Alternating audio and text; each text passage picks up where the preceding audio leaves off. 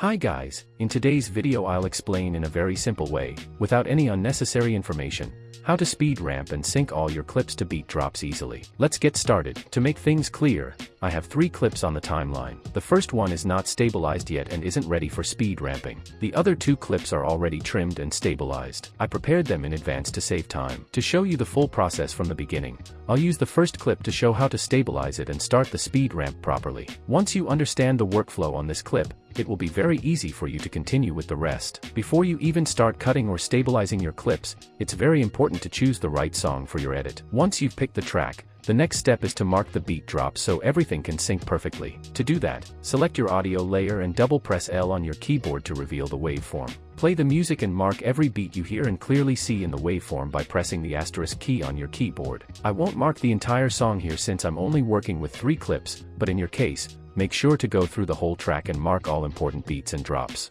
Once that's done, we can start cutting the clip. Move the playhead to the point where you want the clip to begin. For example, I want my video to start right here. To trim the beginning, hold Alt and press the opening bracket key. This cuts everything before the playhead. Then scroll forward to the point where you want the clip to end. To trim the ending, hold Alt and press the closing bracket key. With the cutting complete, pre-compose the layer. The reason we pre-compose is simple. It keeps everything clean and it also prevents conflicts later when we add effects or time remapping. Make sure move all attributes and adjust composition duration are selected, then hit OK. Now the next step is stabilization. It's very important to use warp stabilizer, even if you shot the footage with a gimbal. The reason is simple. When you speed up a clip, small micro jitters and tiny shakes that were barely visible at normal speed become much more noticeable. Go to the tracker panel and click warp stabilizer. Set the smoothness to 15%. In most cases, 15% is more than enough. Why not go higher? Because higher smoothness values can cause heavy warping and unnatural distortion, especially around the edges of the frame.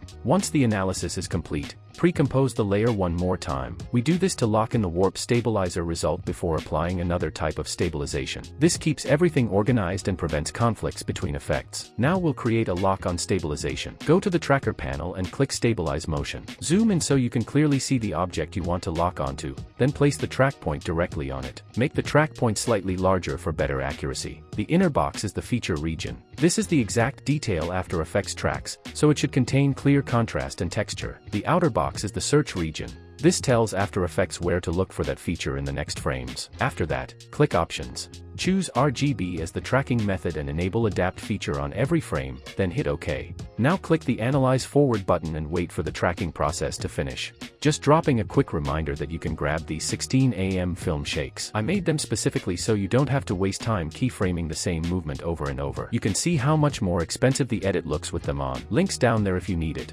Once it's complete, click Apply and hit OK, then close the tracking window. If you scrub through the timeline now, you'll see the clip is fully stabilized and locked onto the object. However, you'll also notice black edges appearing around the frame. That happens because the footage is being repositioned to keep the tracked object centered. To fix this, simply press S on your keyboard to reveal the scale property and increase the scale slightly until the black edges disappear. Now we can enable the proportional grid. This helps us clearly see the exact center of the screen, which makes it much easier to position the object perfectly. Zoom in slightly and adjust the position until the object is centered exactly in the middle of the frame. Let's quickly preview the video and check the result.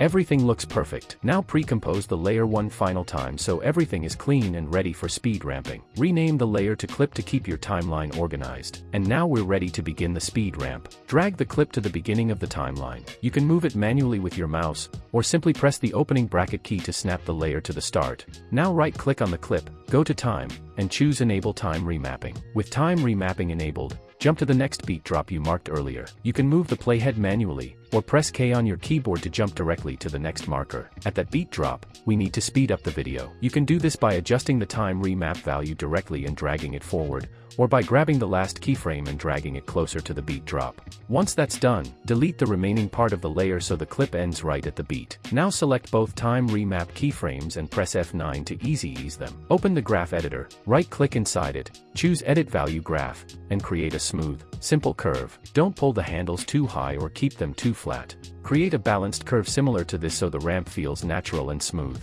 I've also made a separate tutorial explaining how the graphs work and how to create the smoothest possible curves, so if you're new to graphs, make sure to check that video in the description below. Let's close the graph editor and preview the result. And there we go, we've created the first smooth speed ramp. Now drag in your next clip and continue the process. First enable time remapping on it.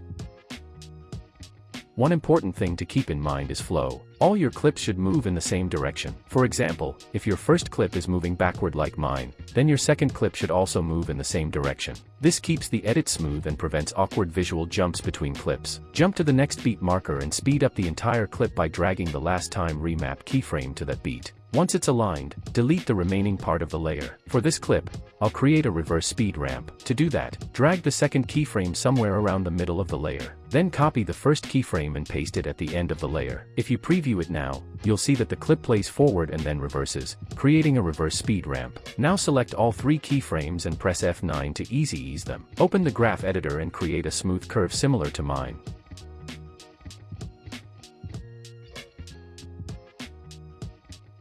The curve I created here is just a starting point. Right now it's a bit harsh and not fully smooth. We'll refine it until it feels right. Let's preview what we have so far. As you can see, it feels too aggressive and doesn't match the song properly. The first thing I'll fix is the middle keyframe. If you stop exactly on that keyframe, you may notice a black frame. That happens because it's aligned exactly with the ending frame of the clip. To fix it, simply drag that middle keyframe 1 frame down in time. That removes the black frame issue and keeps the animation continuous. Now for a smoother speed ramp, I'll shorten the ending section slightly by dragging the curve point a bit upward in the graph editor. Let's preview it. It already looks better, but it still needs a softer beginning and ending. To fix that, adjust the handles of the middle keyframe to smooth out the acceleration and deceleration. Something like this works well. Now the ramp feels much smoother and more natural. Close the graph editor and bring in your next clip. Repeat the same steps. Enable time remapping first, then make sure the direction of the movement matches the previous clip. In my case, the third clip doesn't match the direction of the second one. To fix this, drag the first time remap keyframe all the way to the end so the clip starts from its last frame. Then jump to the next beat drop and drag the timing backwards so it speeds into that point. Once that's done, delete the remaining unnecessary part of the layer. Select both keyframes, press F9 to easy ease them, and open the graph editor to create a smooth curve just like before. Let's preview the final result. And that's what we've created. The entire sequence flows smoothly and the speed ramps sync perfectly with the beat. For the final touch, we can add shake effects. I'll use shakes from my AM Film Shakes pack, which you can find in the description below. Let's preview the speed ramps with the shakes applied. Shakes almost always make speed ramps look significantly better because they add energy and help hide small imperfections. As a final step, always apply motion blur to your speed ramped clips. If you have RSMB Pro, you can use that for smoother results and better performance while editing. If not, you can use CC Force Motion Blur, which is built into After Effects and works amazingly well, although it can be a bit heavier on performance. With motion blur and shakes applied, your speed ramps will look clean, professional, and fully polished. Hope you found this video helpful. Thanks for watching, and if you enjoyed it, please give it a like.